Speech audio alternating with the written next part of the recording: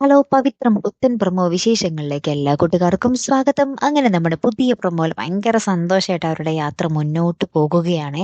അച്ഛൻ മകനെ തിരിച്ചറിയുന്ന നിമിഷങ്ങൾ അച്ഛനും മകനും അങ്ങോട്ടും ഇങ്ങോട്ടും കെട്ടിപ്പിടിച്ച് ഭയങ്കരമായിട്ട് പൊട്ടിക്കരയുന്നുണ്ട്. പിന്നെ ഇവർ ഓരോ സ്ഥലത്തും കയറി എൻജോയ് ചെയ്ത് ഭയങ്കര ഹാപ്പി ആയിട്ട് വീട്ടുകാരുമൊത്ത് ആ ഒരു ക്ഷേത്രങ്ങളൊക്കെ കയറി ഇറങ്ങി പോകുന്ന ഒരു കിടിലൻ ദൃശ്യങ്ങൾ തന്നെയാണ് കൂട്ടുകാരെ നമുക്ക് പുതിയ പ്രൊമോയിൽ കാണുവാൻ സാധിക്കുന്നത്.